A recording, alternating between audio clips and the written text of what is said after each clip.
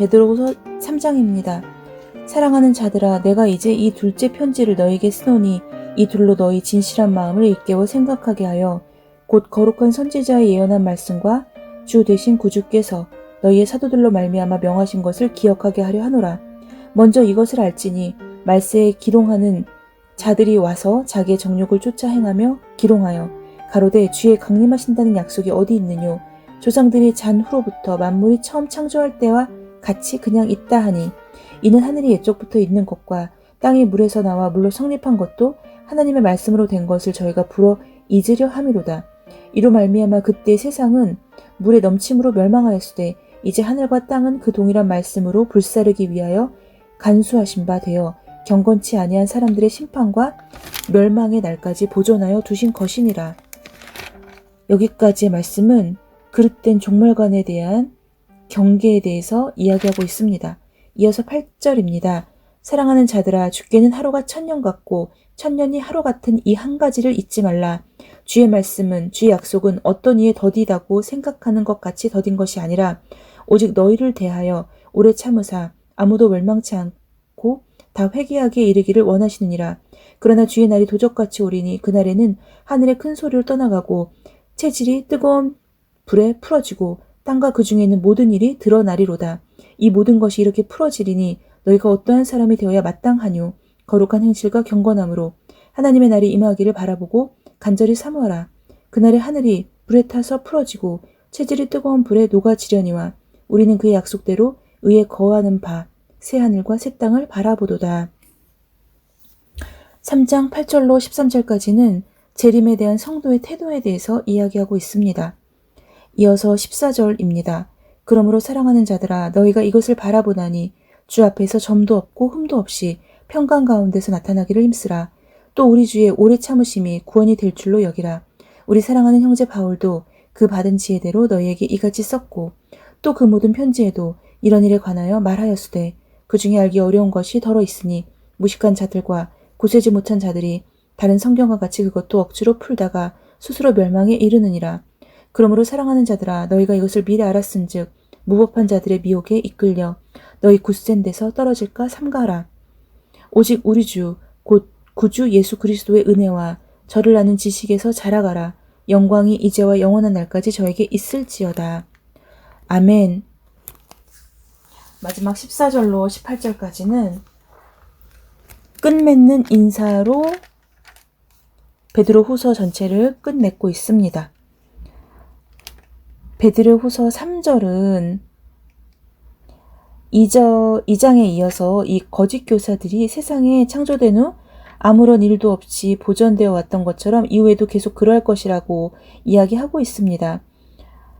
장차 도래할 세상의 심판과 주의 재림을 이야기하고 있는데 이에 대해서 베드로는 예전에 이 세상이 노아의 홍수로 심판받았듯이 종말에도 심판이 있을 것인데 그때는 불로 심판을 받을 것이고 그날의 모든 악인들에 대한 심판도 함께 있을 것임을 경고하고 있습니다.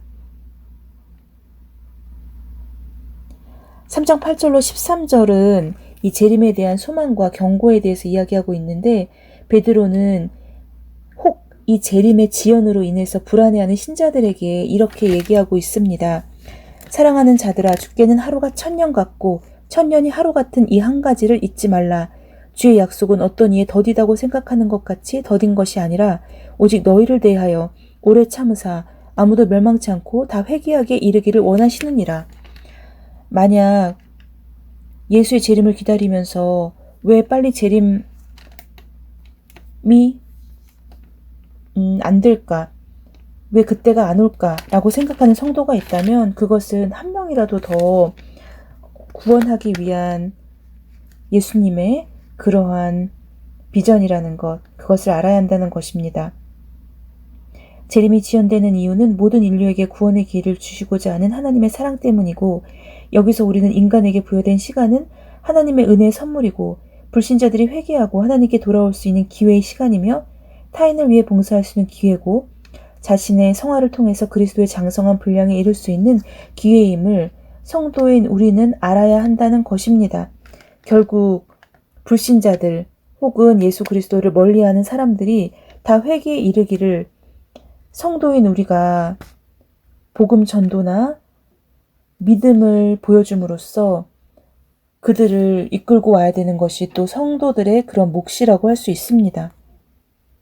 또한 주의 날이 도적같이 온다고 말씀하십니다. 하늘이 큰 소리로 떠나가고 노아 홍수 때 심판을 면했던 하늘도 심판을 받아 파괴될 만큼 이제 심판은 대단히 두려운 것일 것이라는 예언을 하고 있습니다. 뜨거운 불에 풀어지고 하나님이 내리신 불에 의하여 모든 것이 다 녹아버릴 것을 가리킵니다.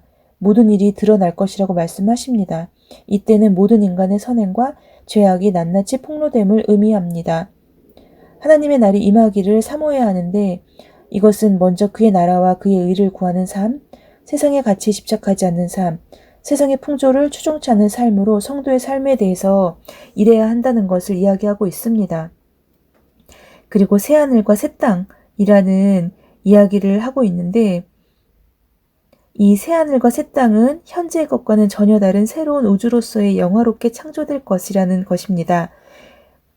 이것이 그 신천지에서 얘기하는 것으로 또 오해할 수 있는데 여기에서의 새하늘과 새 땅은 그들이 말하는 그런 것이 아니고 신령한 교제로 인해서 기쁨을 누릴 수 있고 완전한 행복의 상태에서 영원히 살게 되는 그러한 땅을 의미합니다.